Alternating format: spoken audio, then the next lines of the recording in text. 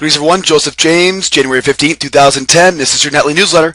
Now, of course, if you joined us in the trade room this morning, we didn't take any trades. We had a pretty slow day. Got the Martin Luther King holiday on Monday here in the U.S., so of course we got markets that are closed, and today was OPEX. So we expected things to be a little bit sluggish because they were Friday. We expected them to be a little bit sluggish because we had a holiday on Monday.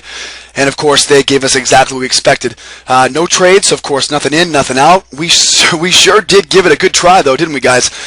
Spent most of the morning aggressively searching for high-quality patterns. And boy, a big kudos to everybody who stayed disciplined and patient with us today. It wasn't easy. Pretty tough, challenging week, but we were able to get $1,500 out of it today on only 4 contracts.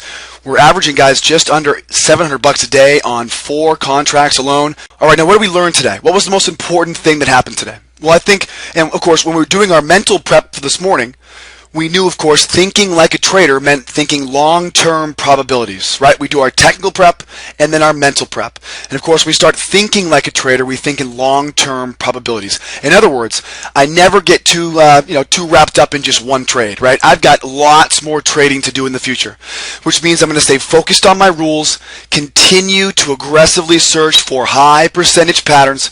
And if we have days like today where we didn't see anything come our way, we know that the days ahead we'll see plenty of high percentage setups, so we want to think more long term, right? Live to trade another day, right? And also, of course, it helps to look ahead for answers. Now, this all goes into the identification process in the morning when we do our mental and tech prep, right? Make sure you guys come out and join us early in the morning at 7:45 because we're going to go over what we're looking at for the day ahead. Guys, if we're not identifying the day ahead properly, we can't expect to trade it properly. So today we knew OPEX Friday. We knew a holiday on Monday, so we immediately were expecting to see some lower volume, which means we knew exactly what to do, right? We're going to cut our losses early, be aggressive with our defense, and take the money and run, right? Get that profit out of the market. We obviously didn't have a chance to do that today, but again, thinking ahead will help you identify the day today. So knowing what's going on in the future will help you plan for today, and we did that, of course. Pretty good job of that today. Let's keep moving. Now, of course, we didn't take any trades today, so I wanted to go over some I saw in the trade room this week.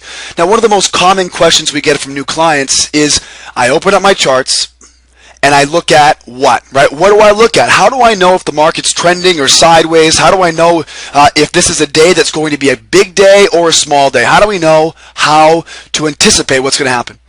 Well, here's what I'm watching. Now, of course, this is a snapshot of just 1/4 of our live trade room. You'll see, of course, the slower time frame, the fast time frame, medium time frames, time and sales windows, pace of tape.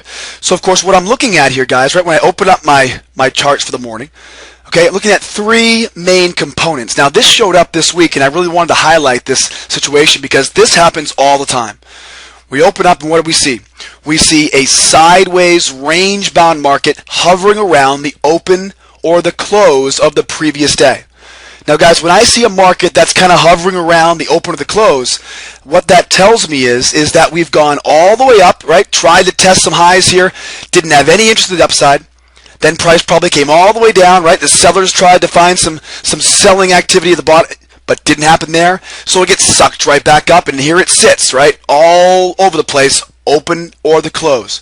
So basically, it's kind of like the zero line, right? The buyers try to find, or the buyers try to find more buyers, it fails. The sellers try to find more sellers, and it fails. And it slowly just kind of gradually hovers around the open or the close, right? Or the zero line. So whenever I see the market sitting at the open or close, I immediately start thinking, hey, what's going on here, right? People are either not in the market or they have no real conviction as far as up or down. That should be a big red flag first. So open or close, if we're hovering around there, that's the first red flag. The second, guys, is over here on my filtered time and sales window. Remember, I'm going to use 2 time and sales windows. One is unfiltered, the other, of course, is filtered. Okay, now I filter out the large orders so I know where the smart money is, right? Where the big players are. Well, if we open up our charts and all we see is a couple stragglers there, guys, that means there's no big money in the market. And remember, the big money is what gives us direction. The big money is what protects our trades, and the big money is what is that catalyst, right, to get other traders involved to support our position. So without the big money in the market, guys, remember, they do the homework, right? These are the big companies, right, the big traders that have the money to do the research. They know what they're doing, and if they're not showing up in the morning, I want to be in tune with that. So when I see that there aren't a lot of large orders, that's the second red flag. And of course, the third red flag all the way down bottom here, guys, on the pace of a tape indicator. If you see this pace of a tape indicator kind of just sitting there, right, very slow, all red, of course. Well, when you combine the three of these guys, that tells us something's up today. Right? There might be a news event coming later on in the morning. People are staying on the sidelines. There might be a holiday tomorrow, right? People are staying on the sidelines. It might just be the fact that there's simply no conviction in the market, and therefore people are kind of hanging out, waiting to see what's going to go on. But use these three red flags, guys, when you open up your charts. Right? Sideways chop around the open to the close, no large orders, and of course the pace of a tape being very slow. Guys, it's that easy. And of course we use templates to make sure all of our charts look exactly the same. And of course those templates, guys, are available to all of our advanced members. Let's prep for Monday. We got the bond and equity markets are closed, guys. Of course, we're celebrating the Martin Luther King Day here in the U.S. We, of course, will be open. And I wanted to take the opportunity on Monday, since I was sick all week. I wanted to make it up to you guys. I'm finally feeling better. I think we'll finally be back to 100% next week. But I'm going to do 2 free webinars on Monday, guys. Obviously, we're going to be watching the market. We'll watch the live market. So if there is anything happening, you better believe it. We'll be trading it. But we will also be spending time going over 2 important topics. Right? The first topic is 1 to 100 contract trading. Okay, how to grow your account from 1 contract to 100 contracts. Now, it may sound a little bit ridiculous, right? But believe it or not, guys, 1 contract traders have a very easy time growing from 1 to 2 to 4 to 8 to 16, but you got to do it right. It's a very delicate process, and of course, we've got a plan of attack that I want to share with you guys. So growing your account, of course, a great problem to have, and we've seen so many emails coming in saying, hey, Joe, what do I do next? Right? I've got my 3 contract account. I want to start growing my account now. What do I do next? We're going to talk about that tomorrow.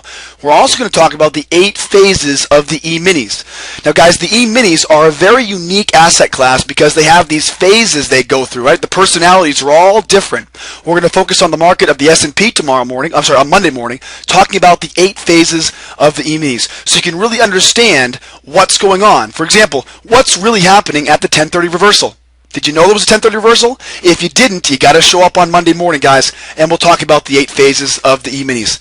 Let's recap. Trade Room opens up Monday morning, 7:45 Eastern Time, guys. If you're watching this video on our YouTube page, there's 2 links in the description. One for our 12-month track record, the second to register for our free 3-week trial. And of course, we do free webinars on Tuesdays and Thursdays. We are doing webinars on Monday, though. Remember that. And also want to remind you guys, beginner's course also shows you guys our setups, our entry rules, a great firm foundation to build on. And as always, want to remind you guys, there's going to be a price increase coming February 1st. Contact our sales team. They might have some discount coupons hanging around, guys, to make, of course, that discount even greater for you guys towards the end of the month. My name is Joseph James. Hope you guys have a great weekend. Wonderful time being back in 2010 this week. We'll see you guys on Monday morning. Happy holidays to you. Bye-bye for now.